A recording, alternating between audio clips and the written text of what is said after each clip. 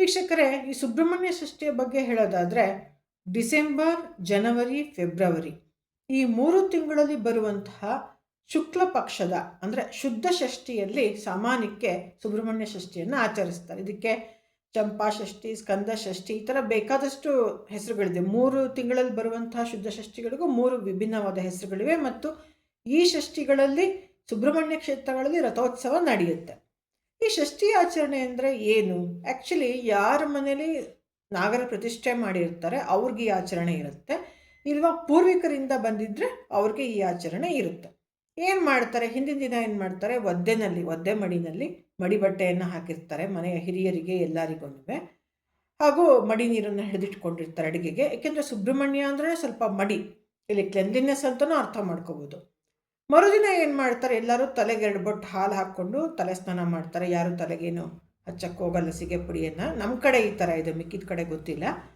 ಆಮೇಲೆ ಎಲ್ಲರೂ ಒಗೆದ ಬಟ್ಟೆ ಅಂದರೆ ಒಗೆದು ಮಡಿಯಲ್ಲಿ ಹರಿವಿದಂತಹ ಬಟ್ಟೆಗಳನ್ನು ಉಟ್ಕೊಂಡು ಮನೆಯ ಹಿರಿಯರು ಏನು ಮಾಡ್ತಾರೆ? ನಿತ್ಯ ದೇವರ ಪೂಜೆಯನ್ನು ಮಾಡ್ತಾರೆ. ಸುಬ್ರಹ್ಮಣ್ಯನ ಫಣಿ ಅಥವಾ ನಾಗರ ಹೆಡೆ ಇದ್ದರೆ ಅದಕ್ಕೆ ಪೂಜೆಯನ್ನು ಮಾಡ್ತಾರೆ, ಷೋಡಶೋಪಚಾರ ಪೂಜೆಯನ್ನೇ ಮಾಡ್ತಾರೆ.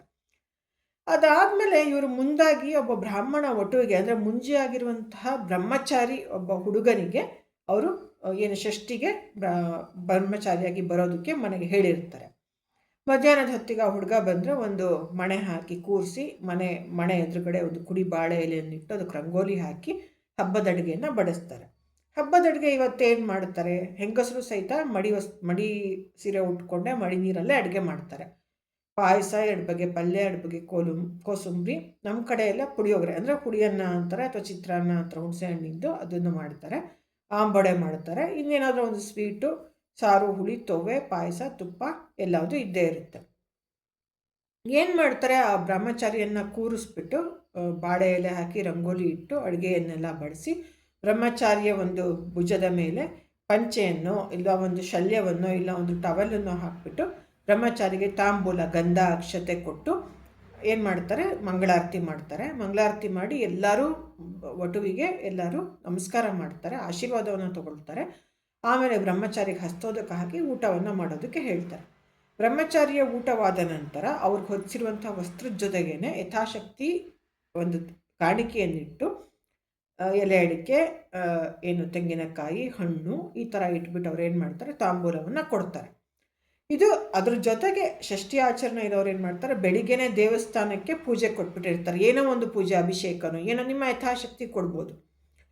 ಈ ಬ್ರಹ್ಮಚಾರಿಯ ಊಟ ಆದಮೇಲೆ ಏನು ಮಾಡ್ತಾರೆ? ತಾಂಬೂಲ ಕೊಟ್ಟು ಬ್ರಹ್ಮಚಾರಿಯನ್ನು ಮನೆಗೆ ಕಳಿಸ್ತಾರೆ. ಆ್ಯಕ್ಚುಲಿ ಬ್ರಹ್ಮಚಾರಿನ ಮಡಿನಲ್ಲೇ ಬರೋದು. ಅವರು ಸ್ನಾನ ಮಾಡಿ ಮಡಿನಲ್ಲಿ ಮನೆಯಿಂದ ಹಾಗೆ ಬಂದರು, ಇಲ್ಲಿ ಬಂದು ಕೈಕಾಲು ತೊಳ್ಕೊಂಡು ಇವ್ರು ಕೊಟ್ಟು ಹಾಕಿರುವಂಥ ಮಡಿ ಪಂಚಶಲ್ಯವನ್ನೇ ಉಟ್ಕೊಳ್ಳುವಂಥ ಪದ್ಧತಿ ಸಹಿತ ಇರುತ್ತೆ. ಇಲ್ಲ ಹತ್ರ ಮನೆ ಇದ್ದರೆ ಮಡಿನಲ್ಲಿ ಮನೆಯಿಂದನೇ ಶಲ್ಯ ಮಡಿಲಿ ಹಾಕಿದ್ದನ್ನು ಅವರು ಸಹಿತ ಉಟ್ಕೊಂಡು ಬರಬೇಕು. ಅವರು ತಲೆಗೆ ಸ್ನಾನ ಮಾಡೇ ಬಂದಿರ್ತಾರೆ. ಇವೆಲ್ಲದರ ಜೊತೆಯಲ್ಲಿ ಬ್ರಹ್ಮಚಾರಿಗೆ ದಕ್ಷಿಣೆ ಕೊಟ್ಟು ಊಟವಾದ ನಂತರ ಮನೆಗೆ ಕಳಿಸಿದ ಮೇಲೆ ಏನು ಮಾಡ್ತಾರೆ? ಸಂಜೆ ದೇವಸ್ಥಾನಕ್ಕೆ ಹೋಗಿ ಮಂಗಳಾರತಿ ಮಾಡ್ಕೊಂಡು ಬರ್ತಾರೆ. ಹಣ್ಣು ಕಾಯಿ ಮಾಡಿಸ್ಕೊಂಬರೋದು ಅಂತಾರೆ ನಮ್ಮ ಕಡೆ. ಏನು ಅಂದರೆ ಮಂಗಳಾರತಿಗೆ ಹಣ್ಣು, ಕಾಯಿ, ವೀಳ್ಯದೆಲೆ, ಅಡಿಕೆ, ಕರ್ಪೂರ, ಉದ್ದಿನ ಕಡ್ಡಿ ಎಲ್ಲದನ್ನು ಇಟ್ಟು ಅಲ್ಲಿ ಹೋಗಿ ದೇವರಿಗೆ ಕೊಟ್ಟು ನೈವೇದ್ಯ ಮಾಡಿದಂತಹ ಒಂದು ತೆಂಗಿನಕಾಯಿ, ಹಣ್ಣಿನ ಇದನ್ನು ಹೋಳುಗಳನ್ನ ತೊಗೊಂಡು ಬಂದು ಪುರೋಹಿತರಿಗೂ ಒಂದು ಕಾಯಿ ಹೋಳನ್ನು ಕೊಟ್ಟು ನಮಸ್ಕಾರ ಮಾಡಿ ನಂತರ ಪ್ರಸಾದ ದೇವರದ್ದೇನಿದೆ ಅದನ್ನು ತೊಗೊಂಡು ದೇವರ ಒಂದು ಕುಂಕುಮ ಏನು ಅರ್ಚನೆ ಮಾಡ್ತಾರೆ, ಕುಂಕುಮ, ವಿಭೂತಿ ಏನು ಕೊಟ್ಟು ಅದನ್ನು ತೊಗೊಂಡು ಮನೆಗೆ ಬರ್ತಾರೆ. ಇವತ್ತಿನ ದಿನ ಸಾಮಾನ್ಯಕ್ಕೆ ಮನೆಯ ಹಿರಿಯರು ಏನು ಮಾಡ್ತಾರೆ? ಇದು ದೊಡ್ಡವರೇ ಮಾಡಬೇಕು, ಚಿಕ್ಕವ್ರು ಯಾರು ಮಾಡೋಂಗಿಲ್ಲ. ಆಮೇಲೆ ಫ್ಯಾಮಿಲಿನಲ್ಲಿ ದೊಡ್ಡವ್ರು ಯಾರು ಅವರೇ ಇಲ್ಲ, ಒಬ್ಬರು ಯಾರೋ ಒಬ್ಬರು ಅವರೇ ಮಾಡಬೇಕು, ಮಿಕ್ಕವ್ರಿಗೆ ಇದು ಮಾಡೋಂಗಿಲ್ಲ. ಇಲ್ಲ ಈ ಮನೇಲಿ 3 ಜನ ಮಕ್ಕಳಿರ್ತಾರೆ ಅಂದರೆ 3 ಜನ 3 ಮನೇಲಿ ಹಬ್ಬ ಮಾಡ್ತಾರೆ. ಇದು ಆ ಥರ ಅಲ್ಲ, ಮನೆಗೆ ಹಿರಿಯರೇ ಮಾಡಬೇಕು. ಇಲ್ಲ ಯಾರಿಗೆ ಇದನ್ನು ಹಿಂದಿನಿಂದ ಮಾಡ್ಕೊಂಡು ರೂಢಿದೆ ಅವರು ಮಾಡಬೇಕು. ಈ ಥರ ಮಾಡಿದಾಗ ಮನೆಯ ಹಿರಿಯ ದಂಪತಿಗಳು ಯಾರು ಷಷ್ಠಿ ಪೂಜೆ ಮಾಡಿರ್ತಾರೆ, ಬ್ರಹ್ಮಚಾರಿಗೆ ಇಟ್ಟಿರ್ತಾರೆ, ಅವರು ಗಂಡ ಹೆಂಡತಿ ಏನು ಮಾಡ್ತಾರೆ? ರಾತ್ರಿ ಫಲಾಹಾರವನ್ನು ತಗೊಳ್ತಾರೆ. ಊಟ ಮಾಡಲ್ಲ, ಒಪ್ಪತ್ತು ಮಧ್ಯಾಹ್ನದ ಊಟ ಅಷ್ಟೇ. ಬೆಳಗ್ಗೆನೂ ತಿಂಡಿ ತಿಂದಿರಲ್ಲ, ಸಾಮಾನ್ಯಕ್ಕೆ ತಿನ್ನಲ್ಲ. ಅಷ್ಟೇ ಅಂತಲೇ ಮಕ್ಕಳಿಗೇನು ದೋಷ ಇರಲ್ಲ, ಮಕ್ಕಳು ಊಟ ಮಾಡ್ಕೋಬೋದು. ಅದು ಅಲ್ಲದೆ ಈ ಷಷ್ಠಿ ದಿನ ಈ ಕೆಲವು ಸುಬ್ರಹ್ಮಣ್ಯ ಕ್ಷೇತ್ರಗಳಲ್ಲಿ ಹಸ್ತೋದಕ ಹಾಕುವಂಥ ಪದ್ಧತಿನೇ ಇರುತ್ತೆ. ಅಂದರೆ ಬ್ರಹ್ಮಚಾರಿಗಳು ಕೂತಿರ್ತಾರೆ ಊಟಕ್ಕೆ, ಅವ್ರಿಗೆ ಹಸ್ತೋದಕ ಹಾಕೋದಕ್ಕೆ ಇಷ್ಟು ಅಂತ ಅಮೌಂಟ್ ಫಿಕ್ಸ್ ಮಾಡಿ, ಅಂದರೆ ಊಟ ಹಾಕಿದ ಫಲ ಹಸ್ತೋದಕ ಹಾಕಿದ್ಮೇಲೆ ಊಟ ಶುರು ಮಾಡೋದು. ಅಂದರೆ ನಾಮಿನಲ್ ಊಟ ಹಾಕಿದ್ದೆ ಅಂತ ಒಂದು ಹೆಸರಿಗೆ ಮಾತ್ರ ಈ ಹಸ್ತೋದಕ ಅಂತ ಹೇಳಿ ಒಂದು ಚಾರ್ಜನ್ನು ತಗೊಂಡು ಅದೊಂದು ಪೂಜೆ ಸೇವೆಯನ್ನು ಇಟ್ಟಿರ್ತಾರೆ. ಮತ್ತು ಬ್ರಹ್ಮಚಾರಿ ಪೂಜೆನೂ ಇರುತ್ತೆ. ಸುಬ್ರಹ್ಮಣ್ಯದಲ್ಲಿ ನೀವೆಲ್ಲ ನೋಡಿರ್ತೀರ, ಕುಕ್ಕೆ ಸುಬ್ರಹ್ಮಣ್ಯದಲ್ಲೆಲ್ಲ ಭಾಳ ಹೆಸರುವಾಸಿ. ಈ ಬ್ರಹ್ಮಚಾರಿ ಪೂಜೆನೂ ಇರುತ್ತೆ. ಒಬ್ಬ ಬ್ರಹ್ಮಚಾರಿಗೆ ಒಂದು ದಿನ ಕರೆದು ಏನು ಪೂಜೆ ಮಾಡಿ ತಾಂಬೂಲ ಕೊಡ್ತಾರೋ ಅಷ್ಟು ಅಮೌಂಟನ್ನು ಫಿಕ್ಸ್ ಮಾಡಿ ಅವತ್ತಿನ ದಿನಕ್ಕೆ ಮಾತ್ರ ಅದನ್ನು ಕೊಟ್ಟು ಆ ಬ್ರಹ್ಮಚಾರಿ ಕೈಲಿ ಆಶೀರ್ವಾದ ತೆಗೆದುಕೊಳ್ಳುವಂಥ ಒಂದು ಸಂಪ್ರದಾಯನೂ ಕೂಡ ಇರುತ್ತೆ. ಈ ರೀತಿಯಾಗಿ ಸುಬ್ರಹ್ಮಣ್ಯ ಷಷ್ಠಿ ನಮ್ಮ ಕಡೆ ನಡ್ಕೊಂಡು ಬರುತ್ತೆ. ಇನ್ನು ಯಾರ್ಯಾರ ಮನೇಲಿ ಏನೇನು ಪದ್ಧತಿ ಇದೆ ನನಗೆ ಗೊತ್ತಿಲ್ಲ. ಅಕಸ್ಮಾತ್ ಒಬ್ಬ ಬ್ರಹ್ಮಚಾರಿ ಹುಡುಗನ ಮನೆಗೆ ಕರೆದು ಮಾಡೋಕ್ಕಾಗಲ್ಲ, ಈ ಥರ ಹಬ್ಬದ ಅಡುಗೆ ಮಾಡಿ ಬಡ್ಸೋಕ್ಕಾಗಲ್ಲ ಅಂದರೆ ಒಬ್ಬ ಬ್ರಹ್ಮಚಾರಿಯನ್ನು ಕರೆದು ಯಥಾಶಕ್ತಿ ಎಲೆ ಅಡಿಕೆ ತಾಂಬೂಲ ಹಣವನ್ನು ಇಟ್ಟು ಕೊಟ್ಟು ನಮಸ್ಕಾರ ಮಾಡಬಹುದು.